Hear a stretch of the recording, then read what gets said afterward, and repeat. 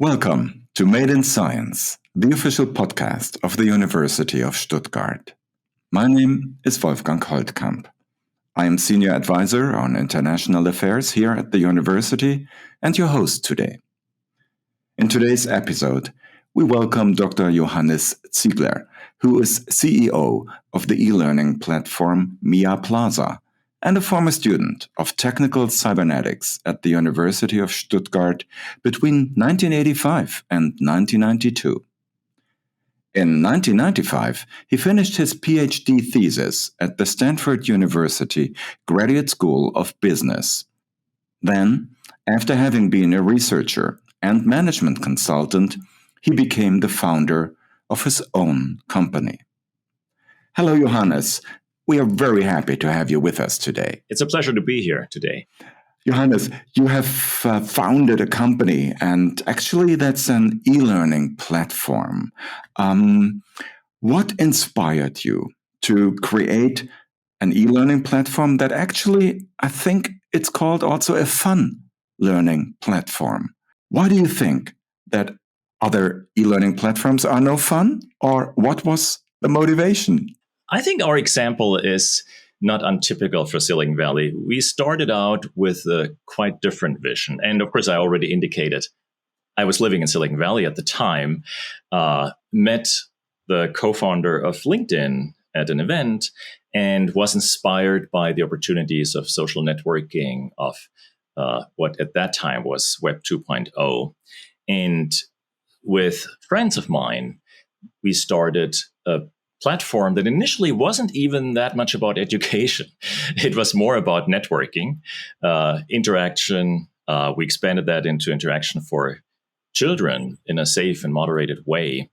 And then it evolved into an educational platform.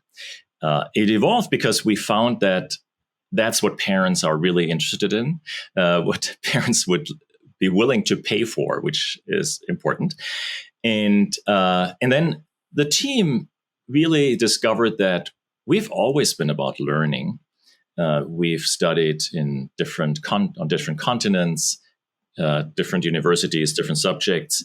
And there are so many new opportunities today to present learning that are different. And I think we are more fun than others because we did not start as being a boring textbook company that is then trying to bring their textbook online. But we started as a social networking company where there was a lot of interaction, a lot of entertainment, and a lot of fun. And then we improved the educational aspect over the last 10 years. You just mentioned that the parents started to find out about it and they enjoyed it. Now, what about the teachers? Do they also like the platform? How did they react? Our classic teachers / customers are actually homeschooling parents. That is typical for the US and not common and actually not even legal in Germany to say you educate your children at home. And that's an interesting culture, you could say subculture in the United States. And also in other countries, but the United States clearly is the center of the movement. And these are parents who, for various reasons, it started initially a lot for religious or worldview reasons, and then it expanded into many other reasons, decide that they actually want to school their children at home. And I would say in some cases it works wonderfully, in others less so. But what we provide is a platform that makes it possible and easy for parents to do that because the content is taught in an engaging way. It's all there. They don't have to put their own curriculum together. And then we are also discovered by teachers. And that is like the latest where more and more teachers say, when I show your videos and you're teaching in our classroom, kids are more engaged, more involved than if I use some other platform's content. So we're slowly also having more teachers finding our content, but homeschooling is our bread and butter business. So to summarize, you have the technology is ready and it's fun. The parents like it. It's great. The teachers are more and more getting into this. What about the final target group, the pupils? Are they ready for this kind of schooling? There are a lot of other companies who make them ready. Kids, as you know, are online at an early age, sometimes legally, sometimes illegally. Illegally in the sense that supposedly there are many platforms where you have to be 13, in the United States at least. Many kids are there much younger. And so they are used to living in this world. A huge world that kids are used to living in, of course, is the online gaming world. Not only kids, but certainly kids. And so when they come to our world where they level up by doing educational work, where they interact, where they sell each other things for virtual money. Of course, they create and sell virtual goods. They create videos. They write in the newspaper. It's not so new for them. It's the world that they live in. And what they like is that this is at the same time the school. So they don't have this kind of dichotomy between the engaging online world that they live in every day and then the boring school that may not be so engaging. How is the platform organized, if I may ask? And do you know which subjects are best suited for your platform, or doesn't it matter? Is it one fits all? The aspiration is to offer every subject. And we need to do that because we also have an offering where we actually hand out the high school diploma. So we have to cover everything. And in that offering, there's also teacher interaction. And I think there are clearly some that work better and others not so easily. What works well are subjects like mathematics, social studies.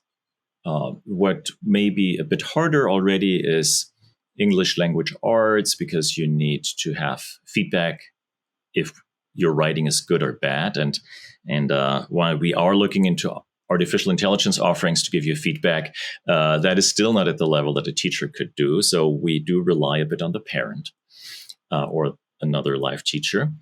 It also is a bit harder to do subjects like science labs. I think there is a difference if you put your solution together in the chemistry lab and something happens physically or chemically compared to you have an online experiment.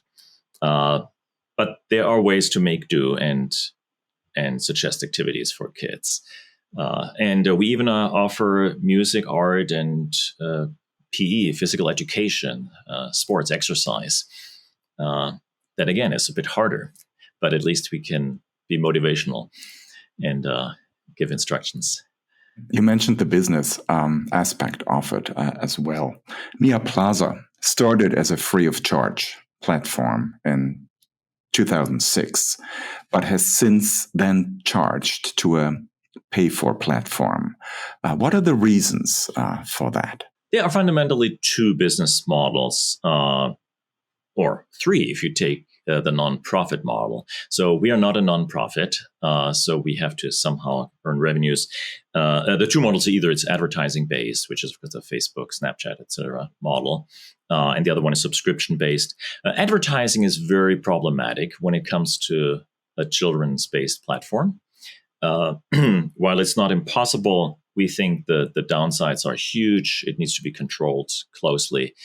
We even did an experiment when we started with a platform for girls and got, at a very early age, when it was free, tried to see what kind of advertisement we would get. And I can tell you, it is not the advertisement you want to show to young children if the algorithm picks up on the word girls.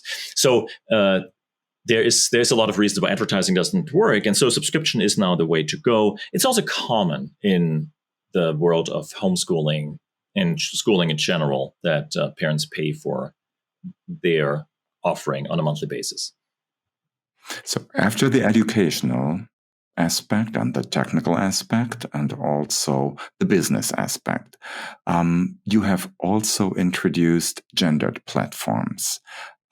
Has there been an increase in the use of mixed gender platforms. There are the mixed form. I think you have two of those, and there are gendered ones. There are also two of those. Would you share some of that experience with us, please? It was an interesting experience. And again, like the entire company, this was not based on a master plan that we figured out ahead of time. It actually started when we noticed that our initial fun social networking platform was mostly used by girls, including schoolgirls. And so that's why the first platform, with a fun name, Always Ice Cream, was for girls only. Soon then the parents asked, so what about our sons and our boys? And so we created the boys only platform. We then realized that really the largest market and the general market in the academic field is mixed gender. So we started Me Academy, which is mixed gender. What we noticed was the following. When it comes to actual interaction on the platform, especially for the younger kids where we offered that, the gender-separated platforms have a higher level of interaction. And it just shows that on average, it seems like, especially young girls seem to be a bit more comfortable chatting and exchanging their artwork on a platform where there are no boys interrupting their peaceful life. And not to say that it's always peaceful, but it's a different type of interaction. Similar for the boys, we also noticed that the games played tend to be a bit different.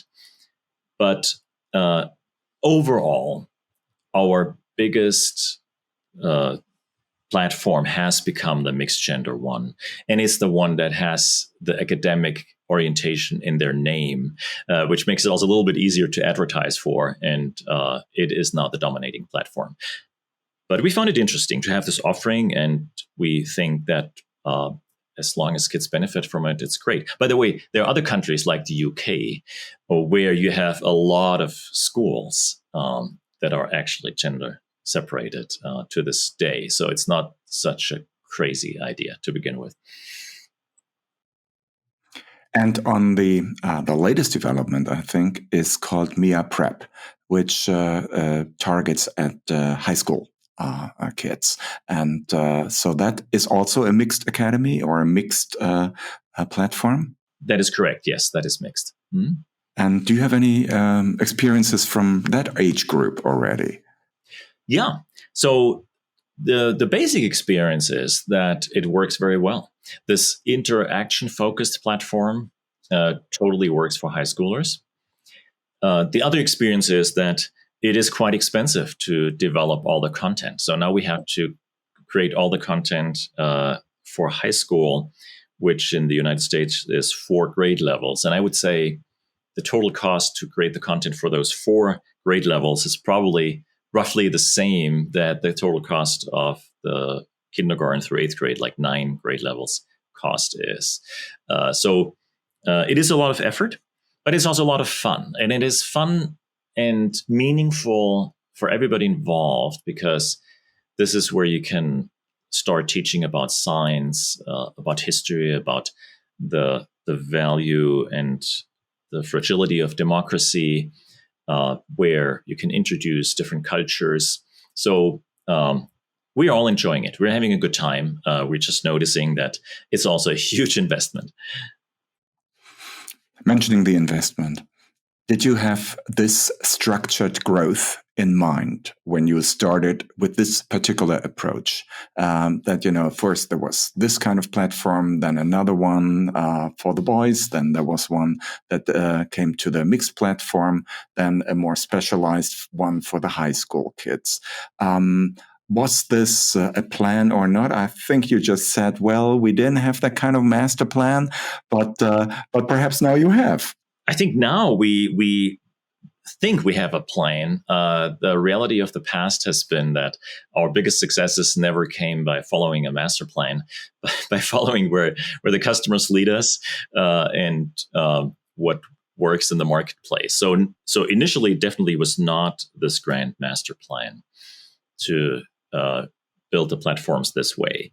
Now we believe that with this content, there will be many different ways of delivering the content, like having a version that works particularly well for teachers in classroom, for example, having another version where parents can choose individual subjects, like, say, for example, they want to strengthen their math in the summer months, that they could take a course with us. So there are many plans that we have now. But given the track record, maybe in a few years, we're going to do something totally different. Do you see technology overall evolving in the classroom? Because from the last years of the pandemic, we certainly saw a growth of technology in use at home and from the teacher's side. And I can only imagine that your platforms were already very well prepared for this kind of challenge that so many of us went through. So how far will that grow? And if it grows, do you think there is a difference between the United States and Germany in that regard as well? Yeah, these are two important questions. I believe it will grow big time because, at least until before the pandemic, at the core, the school was run in a way in both the United States and Germany that is very similar to how it was run when I was in school, which was still fairly similar to how it was run when my parents or grandparents were at school. While technology overall has evolved dramatically, the pandemic brought a big change. And because the schools were not prepared by and large, it also created a lot of difficulties. I think the technology will create a huge amount of change. The technology offers opportunities for truly individualized learning. It also opens the opportunity for learning for kids who have learning disabilities, who need a different approach in some areas, need support for accessibility, maybe are particularly fast in some areas and slow in other areas.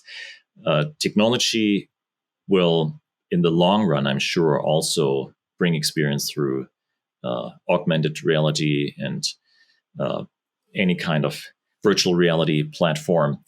So I expect over the next 10, 20 years to be a huge change. And I expect that this will start in countries like the United States, and that there will be some resistance in Germany to change and to bring in new technology. Germany is, unfortunately, I would say, from a tech entrepreneur perspective, known to be filled with the Bedenkenträgers, who may be a bit slow in adoption, but I think eventually it'll come throughout the world. So leaving all these concerns behind that are certainly there, it is often said, I think, and I can agree on that, that Germany is not quite living up to the potential of digitization that is available, and that needs a longer, testing here than perhaps in other parts of the world. But now that you covered the high school kids, do you think that the adults will be the next ones? We hear a lot about lifelong learning, and I could imagine that a platform like yours would also serve that particular group very well. I agree. This is clearly also coming to the world of grown-up learning. The logic of being able to quickly in the sense that you don't have to go through a degree program, to quickly learn a new subject, and that is either interesting for you personally or that can help you in your profession. That is so obvious that this will come. It is already growing. There are a lot of startups that teach grown-ups in either the professional avenue or in the personal realm. So I think there's no question that this will become a part of life. The question, of course, is, will everybody take advantage of it? And maybe not. And that could be yet another case of the digital divide, where those who are comfortable taking advantage of those opportunities will keep growing professionally and becoming more successful. And those who do not really relate to this type of learning could be falling behind. Johannes, how much from your former life has come with you to the company Mia Plaza that you founded? You were a student. You were an exchange student abroad. You were and are an engineer. You are a founder and a member of a board of a company. How do you see all of these different experiences bundled up in what you do right now? This is an interesting question because I think I can only do what I'm doing because I've had so many different experiences in my life that help me gain different perspectives and help me think through things in a new way, not always take the beaten path. In general, I think the strongest impact was to see different cultures, to see that people can live in different ways, think in different ways, have different religions and worldviews, and different approach to education. With all that, it makes it easier to step back and not just repeat what everybody is doing, but try to find new ways, be innovative, and also have a bigger understanding why certain things don't work for certain groups, and how we can make adjustments. I would say this is certainly something I'm very thankful for. I'm also thankful for Stuttgart University, where I had the opportunity to take more than a year as an exchange student in China.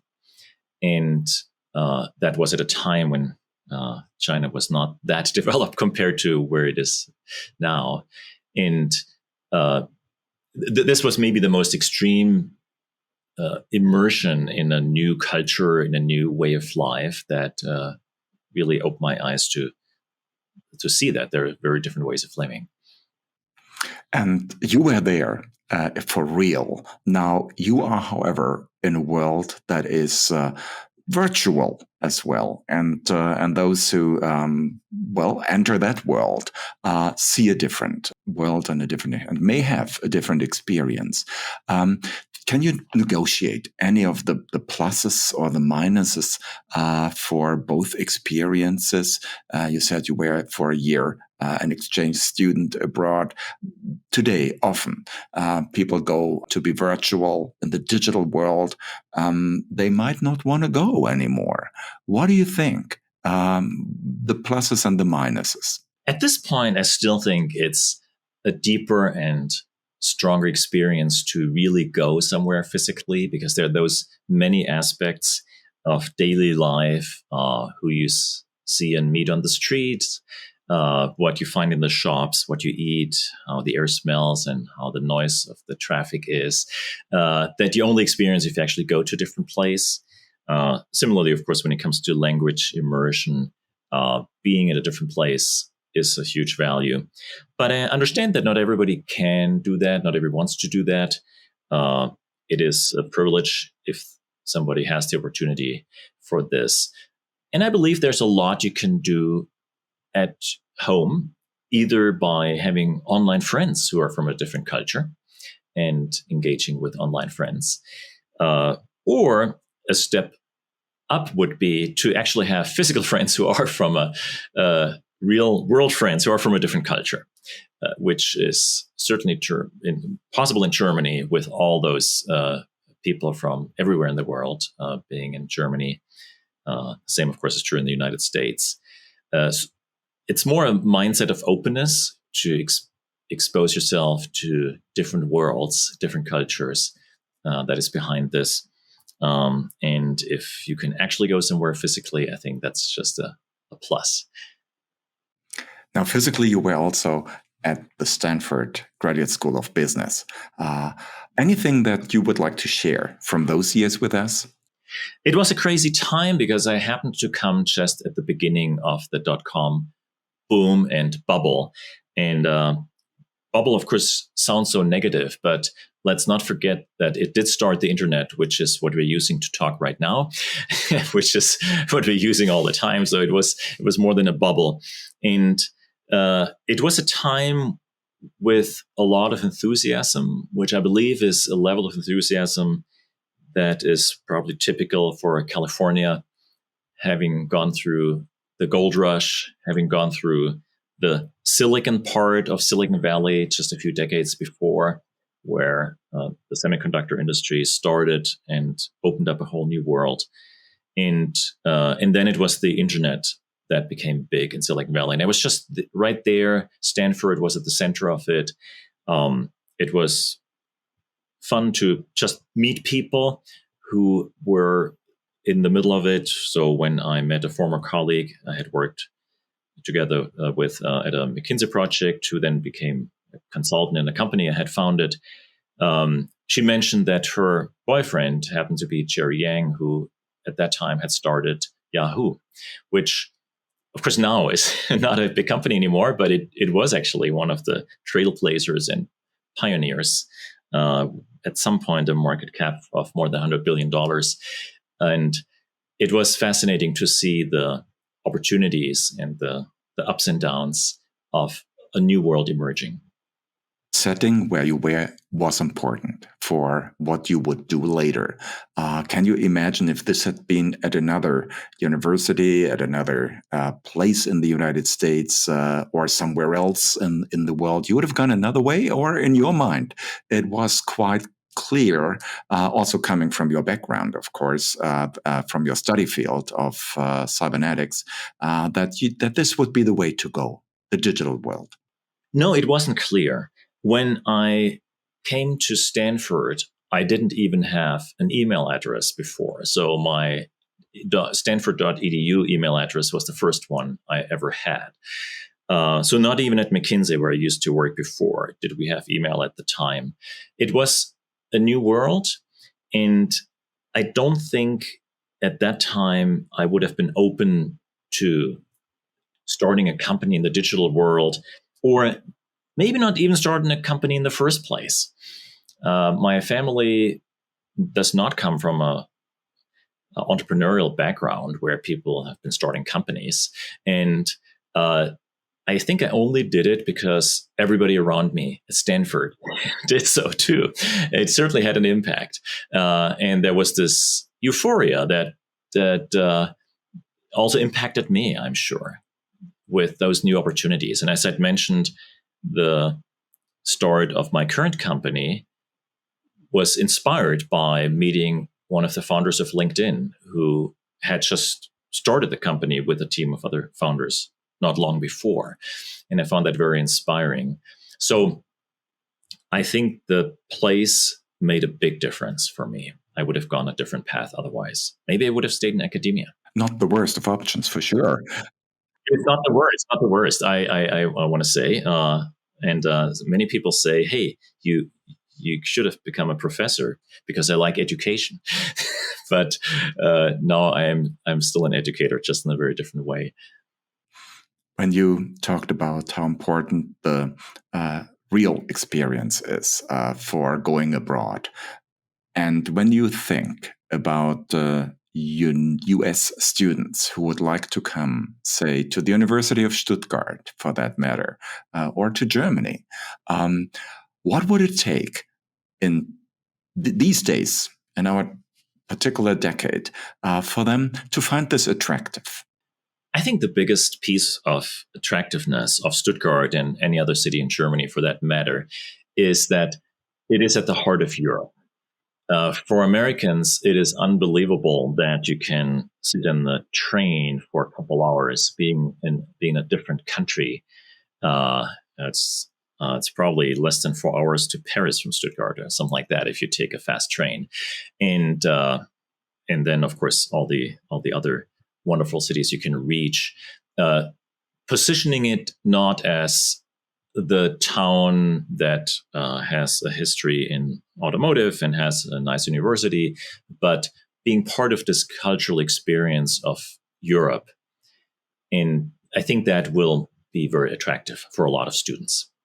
I can certainly testify on that. I have visited American friends in a neighboring European country recently, and one of the first questions was, how was the train ride, and what happened at borders?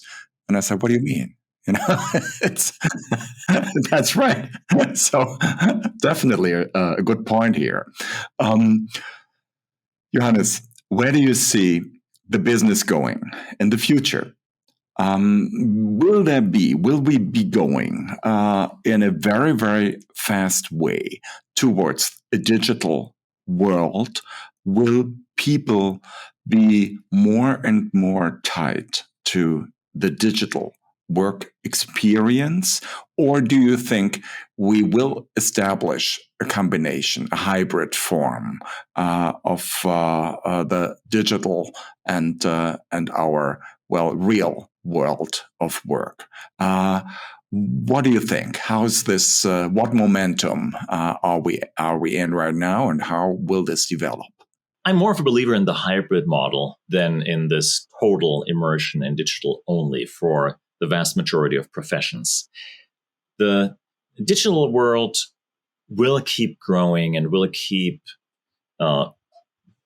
developing new tools. There's this whole field of artificial intelligence, for example, where I believe tools from AI will become relevant in any profession.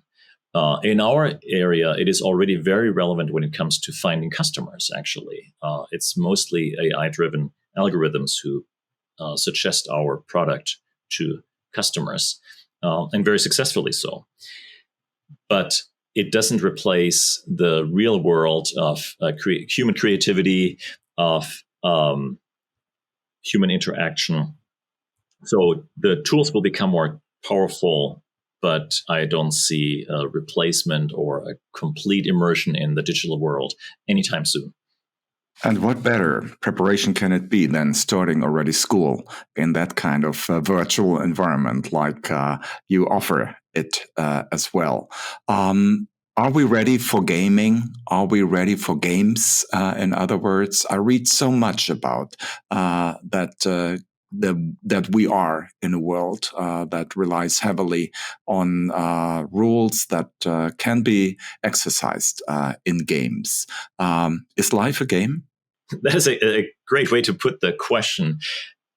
I believe that the boundaries between games and the gaming world and the real world is becoming less clear in many areas.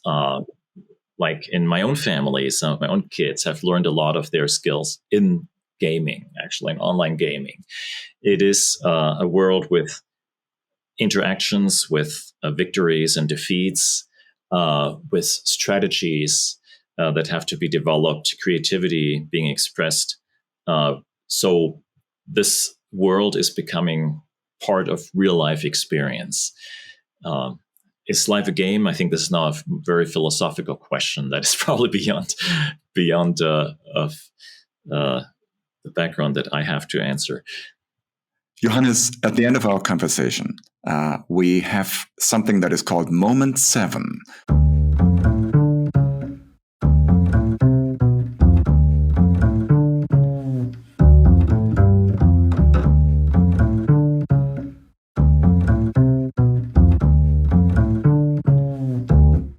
Where we have collected 7 questions that we would like to ask you.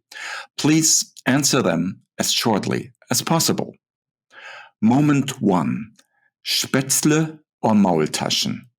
Maultaschen. Moment 2. One thing you could change about the world would be intercultural experiences, making them the norm and not the exception. Moment 3. Do you have a book recommendation for us? If you're into management, the good old classic of High Output Management by Andy Grove, the founder of Intel, written 40 years ago, still is the best. Moment 4. The best advice that you have ever received was? Travel and get to know the world. This was actually given by a pedagogy professor to my mom, and she let me travel, which was wonderful. Moment 5. the favorite place on campus at the University of Stuttgart for you? It is the cafeteria. I think it's building 7 in Vaihingen, because that's where I met my wife. Moment 6. If I could start all over again, I would do the following differently. I would keep my connections with wonderful people that I met along my path longer and more deliberately. And moment 7. Please complete the sentence. The best thing about Stuttgart is that it's home. Thank you, Johannes, for our conversation. Most of all, we wish you and everybody around you all the very best for your upcoming projects. If you would like to rate this podcast, please feel free to do so. And most of all, please stay healthy, stay good, and stay tuned for our conversations that are always based on what is made in science.